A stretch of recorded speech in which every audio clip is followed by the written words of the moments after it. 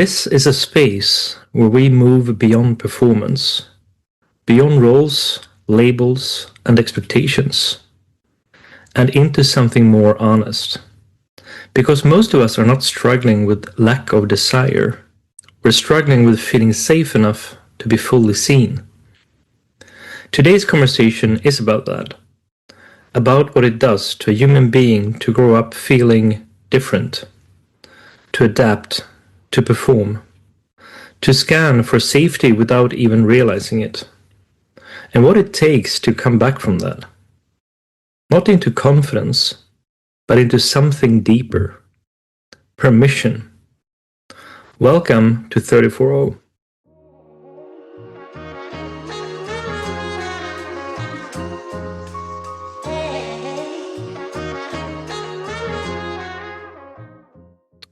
Today, I'm joined by Stef. He's the host of the podcast Together Moving Forward, where he explores what it means to embrace your identity with pride through self-love, particularly from an LGBTQ perspective. His story is in many ways unique. Growing up, navigating identity, shame, and expectations that didn't quite fit. But at the same time, what he describes is something deeply human. The vigilance, the adaptation, the quiet negotiation of how much of me is safe to show here. And over time, what it takes to stop performing safety and actually begin to feel it. Stef, I'm so glad to have you here. Welcome. Well, thank you so much, Henrik. It's a great pleasure for me to be here. Yeah, I'm really happy. I'm looking forward to our conversation. So, You too. and I know you described living for years in what you call vigilance, not just mentally, but in your body, in posture, in breath, and in how you showed up in a room. So when did you first realize that wasn't just your personality, but something you learned? Oh my God. When did I realize? It took a long time because I was so into acting.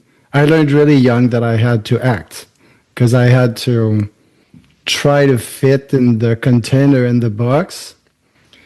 Because right away from who I was as a young boy, from what I liked, my talents, my quality, I was really into the arts. And then I fell in love with a sport that is figure skating, which is not normal in Canada for a young boy in the end of the 70s, early 80s to want to figure skate. You know, you have to play hockey. So, and right away I learned that I was not normal and that I had to pretend to be somebody else and act in every way because I was being laughed at, put down, insults, always, faggot, homo, sissy, figure skater. And that became my normal day-to-day life everywhere I was. So I tried growing up I tried to fit. So I had to always watch myself, how I would speak, how I would stand, how I would walk, everything, And so it depends where I was. So I could change my personality. I could change the way I was holding myself, the way I was speaking, what I would say, what I would think.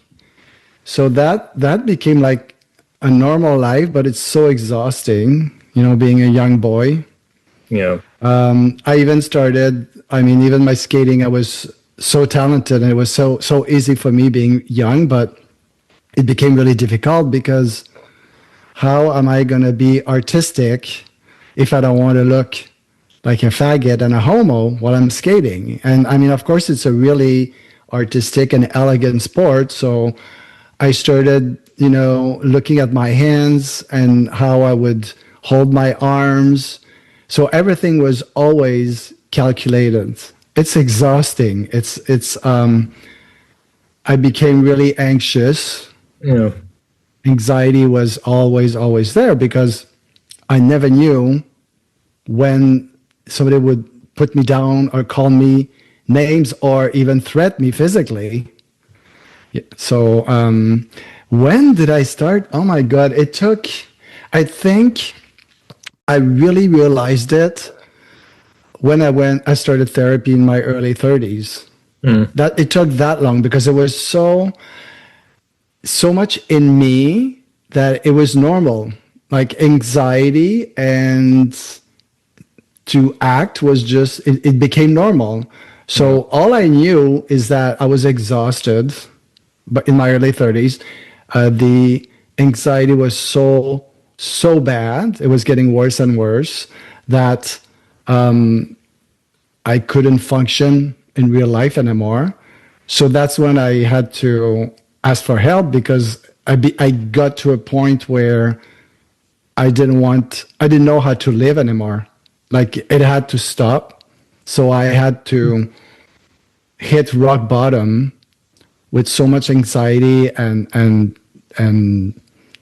not knowing what to do with it that finally I asked for help. But even then, like I was brought up in an environment where you don't ask for help. You just shut up and you just move on.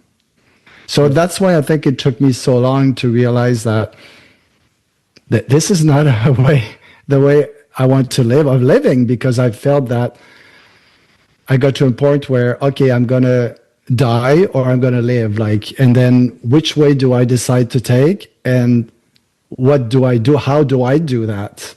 You know, that's how it got. That's where I decided that, and I've realized that I had to do something and that there was something really wrong with the way I was living, but I could not put the finger yet on what it was. But it's. I mean, we're going to go deeper into your story and how you got to where you are today. But I think the way you're describing that and the anxiety and everything, I think it's because I think that you have a message that I think will resonate with a lot of listeners, whether or not you're homosexual or not, right? But I think it's when you have that shame and you have that anxiety, just imagine how much energy it takes in the body to really just control it and be with it and stay with it, right? Yeah. Just to manage it. And I think it's so, I mean, when you and I are talking now, I think it's so liberating to see how you really embrace life and live much more in the moment and feel more energized about that, right? I think that's a beautiful way that you've been transitioning. Yes, and what I want to add to that is because you talk about how the body's reacting, I remember being sick all the time, you know, from asthma, allergies, bronchitis, pneumonia. I mean, I was always at the doctor, and actually at that time, I was praying to be sick when I would get to the doctor, because then that would be the time that I could stop going to school and try to get attention from the people around me, the adults that were supposed to take care of me, you know? And so I see now why, I understand why I was sick all the time. And then I had sleeping problems, like really bad sleeping problems, because I was so anxious and the anxiety was so present that even at night, I could barely, there was nights that I could barely sleep. Yeah. And then on top of it, so because I wanted to compete as an elite figure skater. So when competitions would come, like I remember weeks in advance, not be able to sleep anymore, even worse, and then lose control of my body and all what I had learned and what I was doing on the ice, I was losing all my abilities. Like I could not do my jumps anymore. I could not skate anymore. So like, I don't know how I did it. Like looking at back today and talking about it, I don't know how. I mean, I must have been so strong, such a strong kid, because I made it, you know, day after day, and in that kind of environment and totally alone. Like there was nobody that I could count on that could listen to me or hear me and see what was going on. It was totally not acknowledged at all. And even it became my problem, like it was my fault at one point, like it wasn't true, apparently. So I don't know how yeah, almost like I said, I think I was such a strong kid. I mean, to be able to, when I talk about this today, and I'm like, oh my God, like how did I make it? So my body was really, really tired and really sick, like most of my teenage years. Yeah. So how in this though, when we talked about here, there was an idea around what normal looked like, but when did you realize that you didn't quite fit into that normal sense that people around you were thinking? Really young, really, really young. I remember being 6, 7 years old and being in my family and look around and think like, what am I doing here? Like what, I don't fit in here. I was totally different. I felt different. The way my environment, the way they talked, how they acted, there was no communication, but I mean, my radar is so good at seeing people. And even then, to feel how they feel, what they think, like I could feel and see everything that was going on at such a young age already. So really young, I knew, well, first of all, I knew that I didn't fit just for that. And then because of what I liked and what I was good at, figure skating, the arts already. So I didn't fit because then I was told, but I knew it. Like I knew I don't want, like I remember the boys all, were teasing me and they were like, why don't you come and play hockey with us? We hit each other on the boards and we fight. And I was like, I was terrified. That's not what I wanted to do. Yeah. That's not what I wanted to do. That's not who I wanted to be. But it was such, like thinking about it now, like I felt so lonely and ashamed of not being like most of the other boys because, there was boys like me that were different, but because I was figure skating and I was succeeding, I was in the newspaper, I was, winning medals and championships, even then. So I was out there and people would see me even more. Yeah. So I think that's why it was harder for me because then if I could have hid everywhere, I would have done it, but then I couldn't hide. Yet I was trying to hide, but I couldn't hide because there I was in the, front page of the local newspaper from winning, a championship so as much as I wanted to hide, like it was hard for me to. So I constantly felt I didn't fit everywhere. And of course, I was reminded every minute of my day, from being called names and being put down. So I knew that I was different and I felt I was the only one. That's the worst part. There was, I mean, at end of 70s and 80s, there's nothing on TV really. And we didn't have cable really at the time. So I only had the French speaking little local TV station. Of course, there's no internet, there's no social media. Homosexuality does not even exist. I mean, nobody even talks about it. I'm in a Catholic environment. So I'm thinking at that time that I'm sick and I'm the only one on earth that is sick like that, right? Yeah. So what did, when you were young, and I think you mentioned to me that you were around 12, 13 years old around this time. I think you had a major happening around there, right? So what happened in you in that time what did a day look like for you in that age? Well, it was when I got to high school. I mean, all I did was I spent almost the whole 5 years of my high school in the bathroom stall. So I could, because when I would leave home, it was already such an unhappy environment that I would get to school. It was the same thing. So, I mean, the only way that I could deal with is I would hide as much as I can, get to the same bathroom stall, and I had time my watch to get to class. And like a minute before then that it would ring, I would go and run to my class. But even then, it kept going, If I would raise my hand, ask a question or whatever, it was always, it's Fifi's sissy figure skater. I just said fifi. That's the word in French. Like it's still there. So my whole 5 years, almost until close to the end, that's what I did.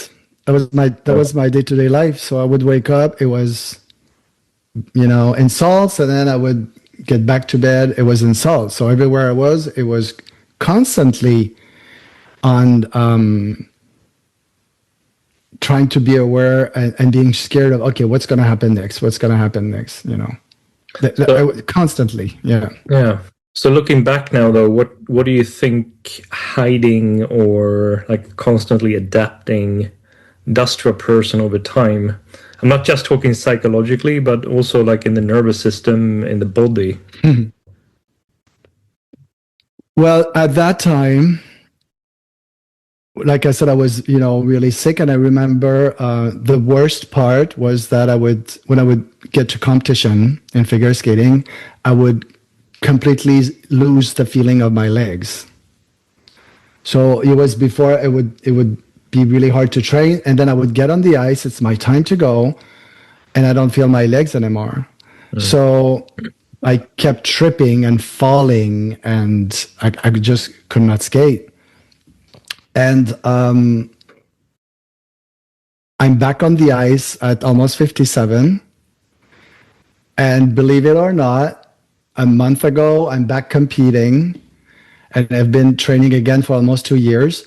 And a month ago, I did a competition and I felt my legs for the first time since I was a kid. And it was the most incredible, I can't even say. Yeah, it's like a liberation. It was, wow. And then I did another competition 2 weeks ago, and it was the same thing. I just felt like I could feel my body, from my tummy to the blade on the ice. And it was just like, wow, like I feel where I am, and I can, be myself on the ice and be able to do what I can do. And then a few years ago, I was diagnosed with fibromyalgia.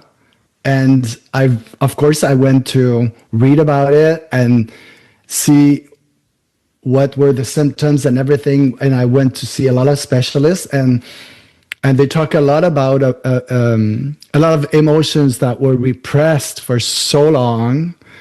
And I mean, I'm like, this is so the result, I'm sure, of what happened.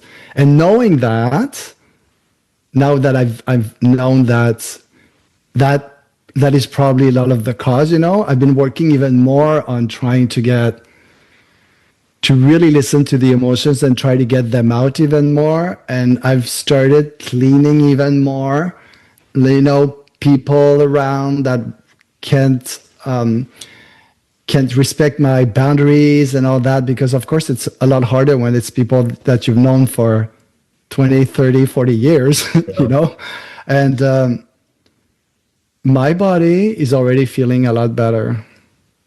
Like, of course, I've got some treatments and I've got some medications, and I go see my osteopath. Is that the word? Osteopath? Yeah, the osteopath. Is that in English? Yeah. Same thing, okay. And frequently, and I'm doing everything in my power with my sleep, the rest, and my schedule is like so planned with my training plus the day-to-day life and everything. But I think by taking care of the part of, I think I've cleaned everything around me, the whole environment with my boundaries. Like, I don't think there's one more person or one more place that I can be at and that people would not respect me. Yeah. Like, I've made so much, spring cleaning, as you could call it, but it took a long, long time. But I see already a difference in my body. Like, I sleep better too. The pain is a lot more manageable, and I'm getting better, which is like so amazing, because last summer there was days that I could barely walk, and it was really hard for me to skate and train because And sometimes it would last for weeks, that I would be in so much pain. If I wouldn't take so many painkillers, I could not function. And now it's like I've got down on so much medication, and I can feel my body getting better and better. So yeah, I believe that there was a lot of the anxiety that I carried, a lot of the letting people step on my boundaries and letting them, because when it's people that are close, it's so hard to learn to say, no, you're sorry, but those are my boundaries. And then if you keep trespassing them, I'm going to have to let you go, because it's my health. It's everything that is about me. It's who I am, Yeah. So, but I see already like such an improvement. But that's also harder to do when you're younger, for example, right? This is more like when you're a bit older, right? So yeah, because I mean, there was no way that I could have done that on my own. I didn't have the tools. I didn't have. Of course, I didn't have the tools. Like, no. I learned by myself to survive. So it took a lot of. I mean, I've been with the same therapist since my early 30s. I've read a lot of books, a lot of homeworks he gave me, and group supports, a lot of. Every day I'm trying to do something that I will learn. Like either listen to a podcast, read to a sentence that is self-improvement, something that, I mean, I'm not going back. And what I want to do is I have no time to waste. Like I've wasted so much time in my life, even if I did some really cool things, and I wasn't there. I wasn't living them. I was surviving. So now that I'm living, it's like I have no time to waste, and I don't even have a minute to waste. Like we were talking earlier, I said, "Oh my God, I'm doing so much lately. I'm tired, but it's a good tired." Because I need to do something today that is productive for me, that makes me happy, that makes me proud, that is who I am.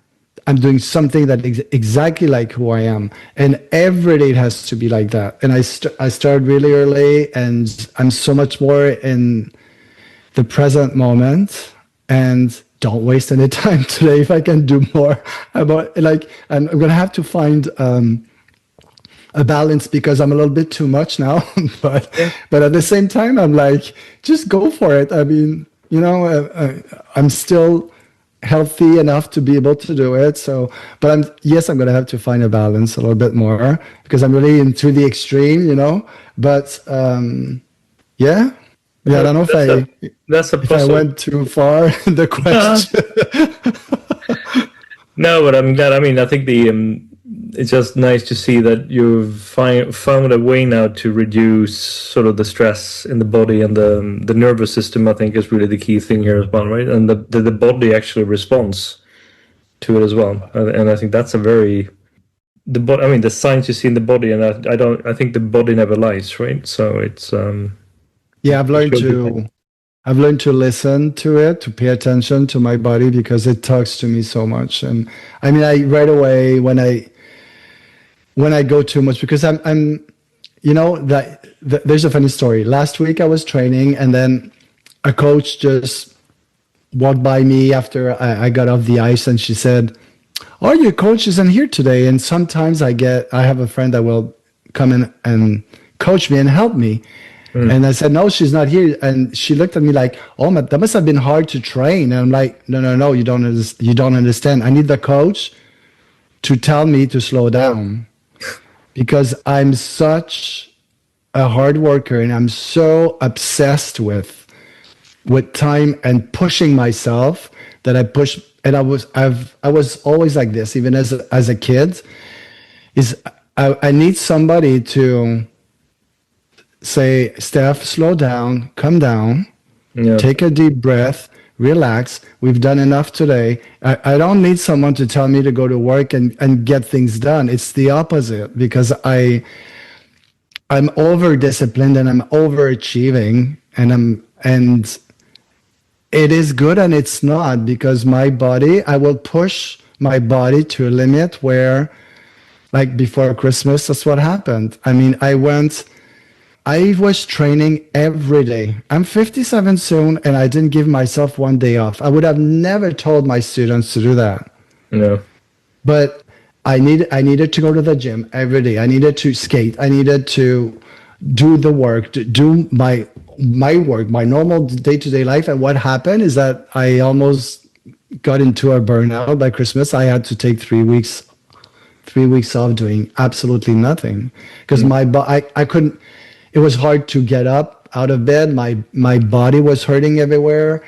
And I was like, oh my God, maybe I'm not taking enough medicine. I'm not pushing hard enough. No. It's the opposite. Like, you need to stop. Yeah.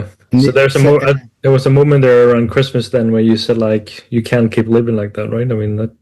Yeah, like I have to. So I forced myself. Well, actually, we went away. We went to my in-laws. There was no ice rink. There was no gym. And there was a lot of food, and Yeah. it was the best thing. And then I came back. I'm like, okay, I think that I pushed my body a little bit too much. So I really, even if I knew it, I'm like so overachieving. And I think that's because of course, my childhood and everything. I had to be so much more all the time. I couldn't be just the normal kid. I had to perform so much more to think that I would be respected. It all has to do with that. And of course, figure skating is a sport that it's never good enough.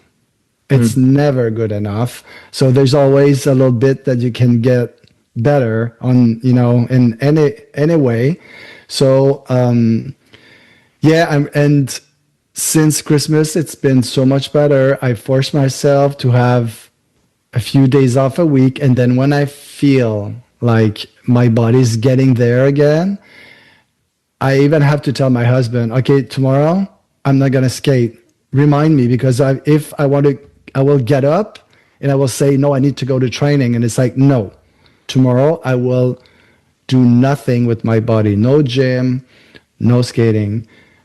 And I need to do that because I make my body burn out, You need a mirror to to hold. Yeah, sometimes like by saying it out loud to someone, it's like, oh, now I don't have a choice, because if I did it once that I went anyway, and he was like, you told me you were not gonna go, and I just felt so horrible. Yeah, you're right, I know, but but now it's I really need to pay attention. It's not pay attention. I've always paid attention to my body. I just did not listen to it.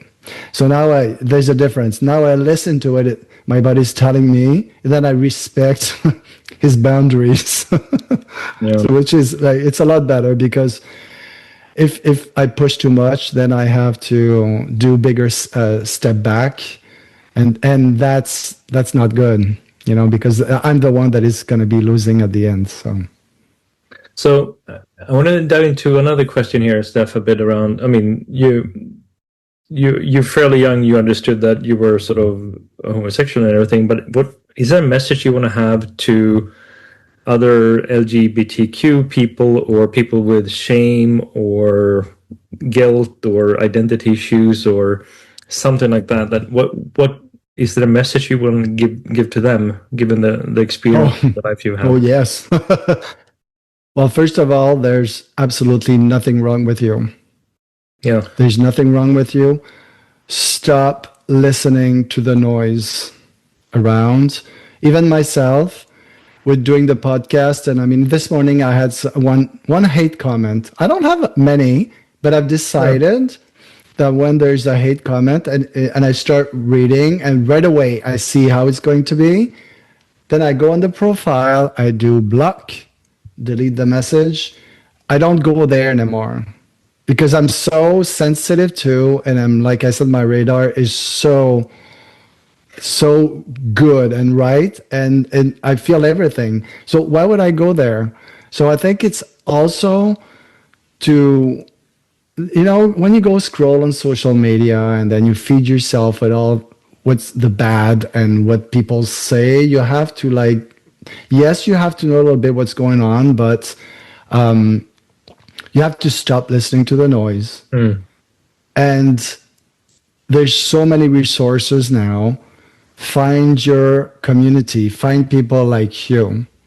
You Yeah. can't be alone. You can't do that alone. I mean, I was alone and it was horrible. It was, like I said, I don't know how I made it. And there's no need for that today. I mean, there's so many resources. It's easy to find your community now. Find your community, because when you're not alone, that's how you feel stronger too. And then this is how you can express your emotions with people that are like you, that are going through the same thing, and then you can help each other. Yeah. So yeah, that would be the main thing I would say. No, it's a beautiful message, Steph, and I think that's. I mean, ultimately for me, I think we're all humans, right? And I think we're, whether or not you're male or female or your sexual preference or religion or whatever, I mean, we're all human beings in the end of the day, right? So. Yeah, and I still don't understand what's going on now. Like, history is being repeated, and on everything, about immigration, about sexual orientation, identity, all that stuff. And I don't know, to me, it's like, it almost makes me laugh when I see what's going on. Like, not that I laugh at what's going on, I laugh at people. Like, what's the point? Like, and don't you want people to be different? I mean, imagine that we're all the same. How boring, and how, like, everybody going from 9 to 5 to their job, and not saying anything, and not being somebody else, and dress the same way and think the same way. Like, how boring is that? But of course, I know it's a controlling issue. Like, people, they want to control and all that. But to me, like, I it's more than I don't understand. It's just like, I could never imagine living like that and telling anyone to be like that. And even more now, purposely, I will be in the subway and I will be seeing somebody that is dressed different or look different, and I will go tell that person, "Oh my God, like, your sweater looks so cool on you today, or your hair, you look so different and beautiful." And that's what makes the world a beautiful place. It would be so boring if we would all be the same. Like, I would be bored. Yeah, that would be. I can only agree on that. So, you did say something that really stayed with me when we spoke as well, that confidence can still be performative, but permission, so to speaking, is something else. So for you, what did permission feel like for you in your body when it started to emerge that you had that? Oh my God, it's just, it will go as far as, I mean, I could not even walk in the streets without watching people walking by me and imagine what they would think of me, what they would say. That's how bad it was. So, and I was coaching figure skating with kids, and I was scared of what the kids would think of me and would say. So it was always performing. I was always acting, And so just being in a room, or just walking freely, going myself into a cafe and just feeling like I'm myself. I don't have to perform. I don't have to be anybody. And when I started a few years ago, when I started realizing that I would so comfortable being myself anywhere. I mean, I talk about it now, just by talking about it, like, the weight off my shoulders and my legs are feeling relaxed, just thinking about it, because it's always like you're going, like you said, to perform. So just allowing yourself to just be, it is such a relief. And I think that's what self-love is, about not being scared of being everywhere, anywhere, and just being yourself, and not even have to think about, am I okay here? Like, sometimes I will think that, not think, am I okay? I'm just thinking like, oh my God, I'm not even thinking that anymore. That is so rewarding and beautiful, because I don't have to. look at how I'm going to stand, what I'm going to say. And I'm so much more able to say what I think and right in the moment. That took a long time because even, a few years ago, I would still not really say, it depends like who I was with. Yeah. I would not really say or act the way or respond the way I really wanted to from who I really was. And now I'm like, you know what? Who cares? Like, I don't care. And even, yeah, if something will come out, and it might come out a little bit too impulsively or whatever, but this is who I am now. And then I will, if I say something that was maybe too harsh or whatever, I will just apologize. It's just, yeah, the fact of not having to think about who do I have to be right now. Yeah. It's like, it's so much more relaxing, of course, in the body and everything. Yeah. Yeah, I can imagine that. So when you no longer had to edit yourself in the same way, how did that change your relationships and the way, I mean, did it change your experience of intimacy, for example? Well, all my relationship changed. I mean, even from friendship to, of course, with my husband. I mean, when I met him, when we met, it took a long time for me to open up and to say, okay, I think we can really date. Because I realized that I needed to be on my own for a while and work on myself and get to know who I was again. And I really didn't trust myself Yeah. because I knew as long as somebody would, say that I was cute or they liked me a lot, I would just let them step on my boundaries and I would just stay there. So that changed everything because then I learned to respect myself. I learned to set boundaries and respect them myself and then having people respecting them or, communicate then, well, this doesn't work for me. So could you, please respect my boundaries? And when they don't respect the boundaries I had to let go of a friend that I had been, one of my really good friends since I'm like 16 years old.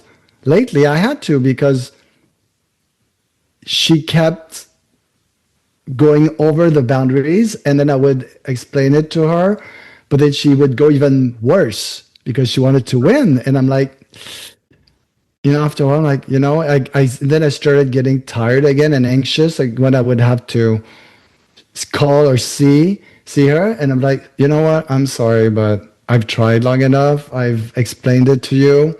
Those are my boundaries.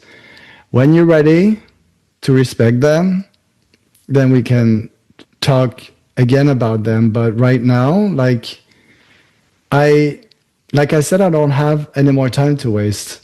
Yeah. So why should I waste some time with someone that will not respect my boundaries? I can't anymore because my body gets, like you said, like then I start being anxious again. I start having sleeping problems. Then the hamster in my head starts spinning 5,000 kilometers an hour and trying to see, how am I going to deal with that? It's like, no. I can't anymore.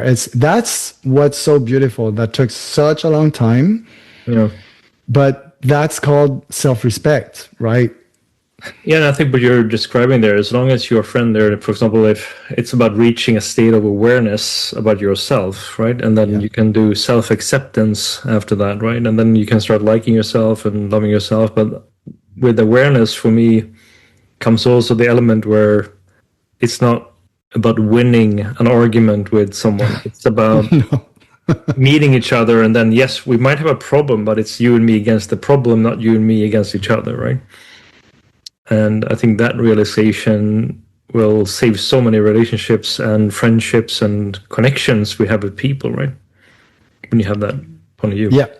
And I realized also, like, when I started my healing process, and then, of course, lately in the last few years, I was scared of ending up alone because I realized, oh my God, all the people that I've let in my life for so long, I'm not happy with them.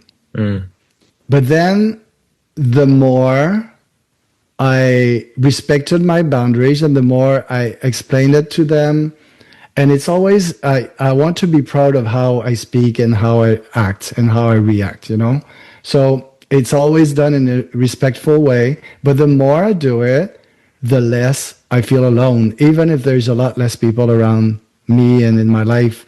The people that are there for a good reason.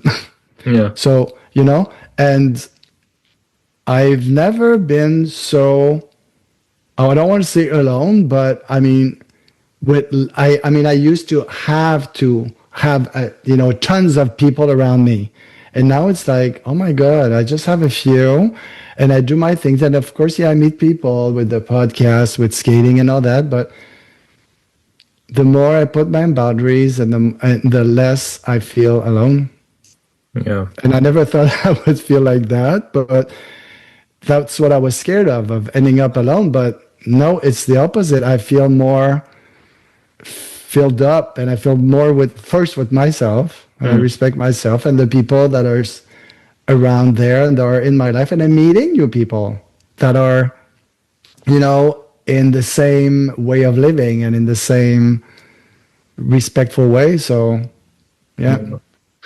I can relate to that as well. I mean, I grew up in the countryside in Sweden, and when I moved to Stockholm when I was around 19, I don't think I've ever felt as lonely as I did then, right? Because you didn't know anyone. And Stockholm, obviously in Sweden, is the place where you have the most people. It's the capital and everything, right? So coming from a place with around 50,000 people into a million people city plus, right? It was a major change. And also realizing that you need to look into yourself a lot around how you like being alone and how you like being with yourself, right? And that was scary, and it took some time before I managed to work through that. So, but it actually means much more for me, at least, to have good quality relationships than the quantity of them. Oh yes, yeah. I mean, more now that I'm getting even more older, it's like it's so important. Yeah. It's so important, and like I said, my days planned and the minute by minute, and my energy level is planned also, and I don't have 1 minute to waste.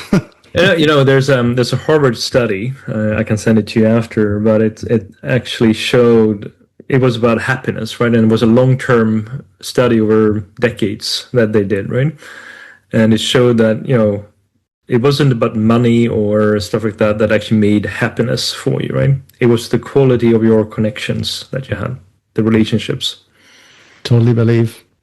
Yeah. Yep. But that is actually something very true, right? And I think a lot of people, and in today's world where we see more and more polarization between sexes and countries and religions and ideologies and everything, right? I think we need to think about the connections even more, I think.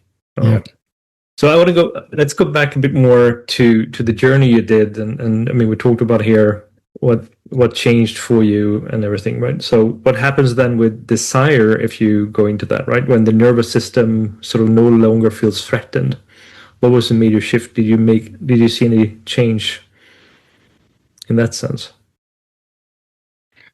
Well, I was able to then do the things that I miss doing, the things that I thought I would never do. Reclaim who I am. Yeah. Who I was when I was a kid, and I've been working on my keynote speak. It's coming out soon. Speech, I mean, so I had to rewrite everything down. Like I did that the first time in my early 30s, where I wrote my whole life because I wanted to understand when I started right before I went to therapy, and there's still things that are coming up about my childhood and how I was. Yeah. And so just to reclaim who I was, not reinventing myself. I thought the word reinventing was appropriate, but it's not. It's not real. I mean, reinventing myself in a way that I go back to who I was. What did I like? What, who was I when before all that shame was put into me, you know? And I'm doing things that I never thought I would be able to do at my age. Yeah. Example from starting the podcast. I went back to school, I don't know how many times in my end 40s, early 50s, and I learned digital marketing and I learned how to start a podcast. And I even went and learned Spanish because I love traveling. And then back on my skates at my age. And I was talking with my dad this week, and he saw one of my video on social media, and he was like, Steph, you're getting so good. And I said, you know what? I feel like I'm almost, of course, I'm not going to be like when I was young, but I feel like when I was still in the end of my 20s, I'm almost feeling like that now. And then having, of course, our own son, that I never thought I would be able to, that I would deserve that. And that's such, to me, our son is like, after therapy, there's my son. Yeah. So how has becoming a father influenced your understanding of belonging? Everything from, I had to learn. I realized when we got our son, he was 3.5 when he came with us. And I mean, he's coming from, of course, he's got his baggage, right? Yeah. He's coming from, we were a foster family first and then we had to work the process through the adoption. But having a human being at home all the time with his baggage and having to be the best father that I could be, I had to look so much more inside myself and think, okay, I need to give him what I didn't have. Security, communication, unconditional love, acceptance, how to deal with his emotions, how to feel his emotions, how to express his emotions, all that. I'm like, okay, but I'm still not like an expert in that. So how am I going to teach him that? I had to learn again to even more to go back into who I was and to be aware of how I express my emotions. If I want to teach him that, he needs to see that I'm doing it, and I need to be able to give him that. So, like I said, the two big moments in my life that really saved my life is therapy, and then there was the biggest step after that was having our son. Was like, I have no words to explain like how by giving him the unconditional love, the security, to watch him, to listen to him, to help him, how to express his emotions and all that, what it's giving me back is like, I would not be the person I am today. Like, and I've always wanted to be a dad. You know, when I was young, I remember being really young and wanted to be a dad. Yeah. But I mean, of course, society decided that I was not allowed to until, a few years ago here in Canada. Well, many years ago now, we're lucky. But so that to be with my son every day, like every morning I wake him up and I pinch myself and I'm like, I'm always so grateful. And every day is an amazing day just from being a dad is like the most incredible, wonderful thing that happened to me. Oh, it's so beautiful.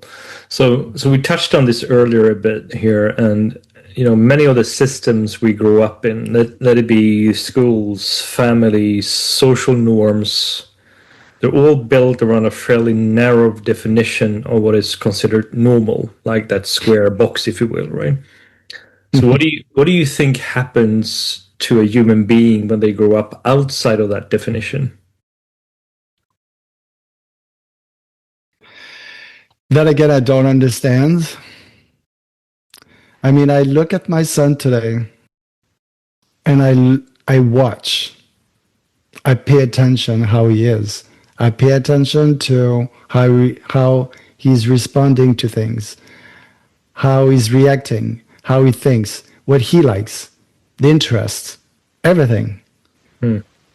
And for me, my job, and it should be every parent's job, I think, is to assist your child into being the best person he can be. Learn to love who he is, she is, and just assist them to help them to be who they are and accept and love who they are. And, we had to go through, me and my husband, so many psychological tests and meetings and papers to fill out and all that stuff for like months and months and months. I don't understand why every human being don't have to go through that. Because when you become a parent, your job is not to make the kid be who you want them to be or do what you want them to do. I mean, it's so much more beautiful to watch my son being who he is. And yes, sometimes it's a challenge because, like I said, I'm so hard on myself, but I'm learning even more and more to let go of my expectations because who he is has nothing to do with me. Yeah. And I have no right as a human being to tell him who he has to be, what he's going to do in his life, how fast he's learning. My job is to be there for him. It's to give him that security that when he comes back home, it's a safe environment. It's a loving environment. I mean, he asks us, I don't know, maybe 50 times a day, I love you, daddies. Do you love me? Like he needs that security. And every time, of course, I always tell him, you're the love of my life. I'm always going to love you until the end of time, forever and ever, and all that. And he needs to hear it. He needs us to watch him, to look at him. And I'm really trying to now we're trying a lot of things for him to try into sports and to whatever. And that's our job. No. That's my job as a human being, as a parent, to watch him blossom to be who he is, not what I want him to be. That would be so selfish. Yeah. And I can only agree on that. I mean, I sometimes talk about that you need a driver license to get into a relationship, right? And a lot of people, I mean, and that means even then becoming a parent and everything as a part of that, right? Because I think that could be going through a lot of psychological and work. Have you done work with yourself as sort of like a prerequisite that you're aware of yourself to even go into a relationship in one way, right? Yeah. And to your point, I think there's definitely this thing that our job as parents to our children is really to show them the right values, that they are going to become strong adults in themselves, meaning that they accept themselves and they love themselves. So when they go into a relationship, they know what does a loving relationship look like, and how they also then behave and set boundaries for themselves and flourish. And to teach them respect for others. Exactly. Because it's so easy, like for kids to start, getting together and trying to be on someone else's toes and say, and that is, to me, it's, of course, I mean, I'm going to give my son, I've always told myself that, and I would do the same thing when I would be teaching figure skating to kids. I'm really good at looking around and I was good at watching other coaches and being like, that I'm not going to speak like that to my students. No, I'm not going to do that. No, I'm not. Let's just look at the good stuff. Look at the bad stuff and do the opposite. So with my son, I'm going to do the opposite from what I learned growing up. And I'm going to give him that. I'm going to make sure if I don't know how, I'm going to learn it. And I'm going to give it to him because that's the biggest gift I can give him. And then I give it to myself. So it's like a win-win situation. So why wouldn't I do that? You know, it's time for me, and it is every day. I would look at myself in the mirror and say, if I did something wrong, I will apologize to him. Yeah. And it is so rewarding to see the kids are so, I mean, they're so understanding, and they are so grateful for that. And as adults, we have to be able to do that too. You have to be able to do that for yourself. You have to be able to do that for your kids, for other people. You know, it's really important for us to teach him the values of respect. And he's in a class where there's all nationalities, religion, and identity. And I mean, he comes with us at all the prides. He's coming with us. I'm going to be competing at the Gay Games in Spain this June, and he's coming with us. I mean, it's the biggest, you know, LGBTQ plus event, and he sees a lot of different things, and it's important. And to not judge that, and just to see there's differences, and it's all good. And there's diversity, right? And and you have to respect that. It's not everybody that's going to be a blonde little white boy, and you know, it's to me it's like, no, it's all diverse, and respect that. Yeah. But yeah, it's easy for me to think that, but I guess it's really hard in this time, in this world right now. It seems like it's really hard to understand, but for me it's like, I don't understand how you cannot think that way. But no, so on that, I mean, your story is queer in context, right? But I think all the mechanics you describe around hiding, adapting, the scanning for safety, they're all something many people recognize in their own lives. Do you see that as well? Like, I'm sure. Yeah. With I mean, we're neighbors to the United States right now, and it's sickening what I see. And it's not just about the LGBTQ plus community. It's about immigration. It's about religion. It's about the color of your skin. It's about the gender. It's about everything. If you're not a white, cis, heterosexual man, you're in trouble. Yeah. Already. So I mean, history has been like that. They start with us, with my community, and then they move up, and that's what they're doing. And yes, it's the same thing. I think like I said, if you're not in that little container box, there's something wrong with you. That's what they say. Yeah, exactly. And I think that's sort of sad in so many ways. So if we think back to, I mean, there's one story you mentioned to me before we started recording, you know, in our pre-call we had around when you were in your bathroom and how you were more or less hitting yourself as a boy, right? But with everything you've been living through, I mean, what would you tell to that boy now again today? I think it's sort of a strong message with everything you've been going through.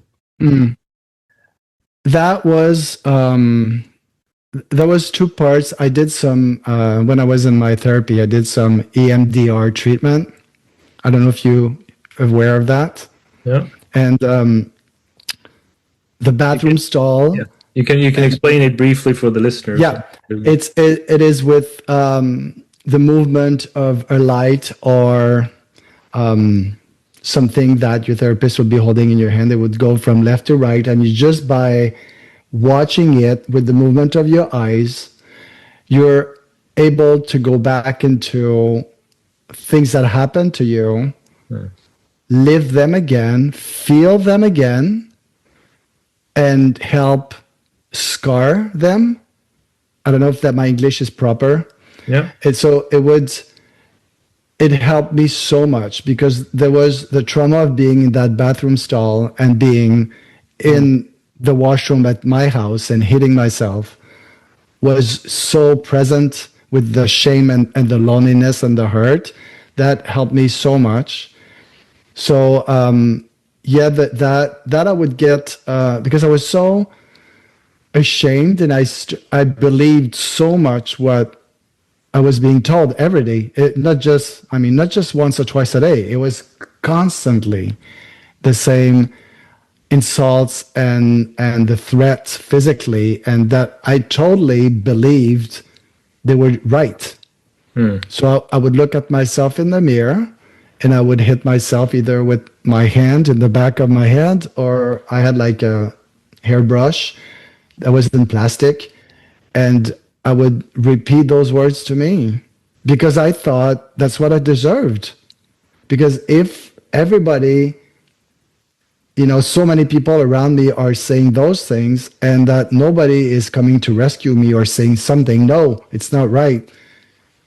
Well, it must be true. And I hated myself so much that I treated myself the same way others were treating me. So what would you tell that boy today? Oh my God. Well, first I would take him in my arms, Yeah. and oof, I would same thing I said earlier about to tell the queer Yeah. kids, there's absolutely nothing wrong with you. You cannot do that to yourself because it's not true. Everything that people are saying, it's just ignorance. It's not true. And I would give him the love and the security that first he's not alone, and he's perfectly perfect the way he is. Yeah. Oh, it's beautiful. Because I was, like I said earlier, that's what really strikes me, is that there was no resources. I was alone in that. So it's like, because I believed it for so long, Yeah. even when I came out, the pink cloud was there just for a few weeks or months. And all that shame that I learned, being that kid, I still carried for so many years until I went through therapy. And it got heavier and heavier because I didn't know what it was. Because I learned that. I learned to hate myself. And I was alone. Nobody taught me what to do with that. Nobody ever said, no, it's not true. No, you can't, do that to yourself. You can't say that to yourself. So I learned, it was like in me. It was in my body. It was in my brain. It was in my heart. It was normal for me until I found out that in therapy that no, it's not normal, you know? So of course I would tell that kid, like what I said to all earlier about what I would say to all the kids from my community, or for anybody. It's not, I know that it's same thing what's happening with, if you're a different color or different background or whatever, it all becomes to the same thing, Yeah.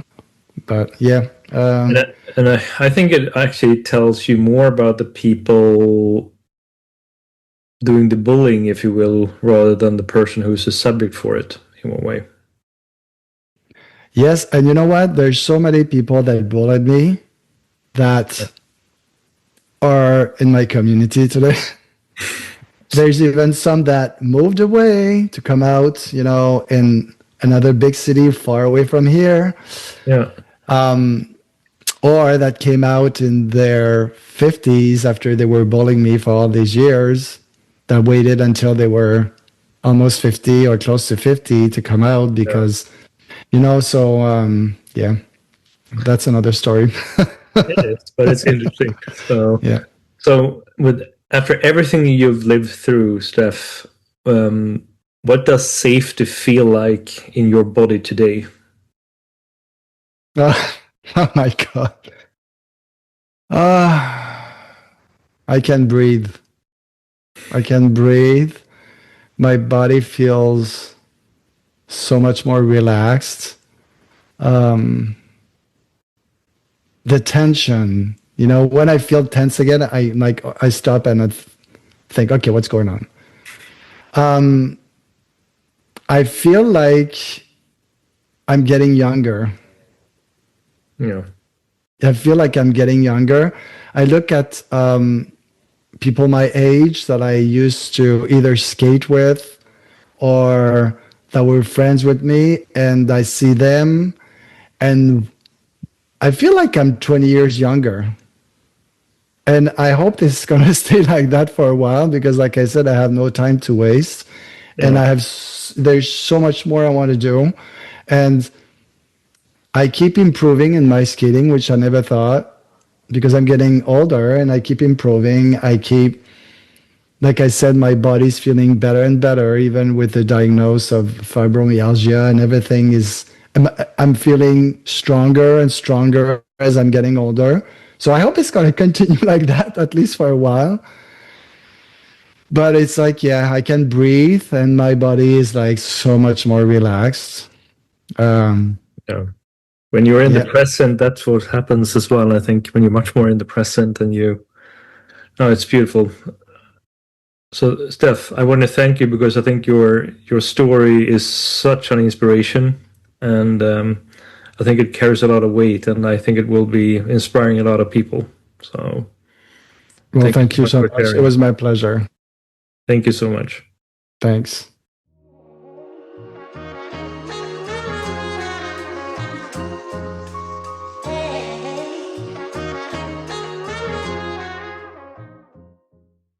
Stef's journey is quite spectacular to me as it talks about how people have prejudice, how they are coming from a point of view of quick decisions and fear. And there is something quiet in what Stef shared. Safety doesn't arrive as a concept or a decision. It arrives slowly through repetition, through relationships, through moments where nothing bad happens, when we stop editing ourselves. And maybe that's where intimacy actually begins. Not in attraction, not in communication techniques, but in the moment where the body realizes, I don't have to perform here. If this conversation resonated with you, please subscribe to the channel, to the podcast. Please share it with someone who might need to hear it. And as always, stay open, stay honest, and stay human.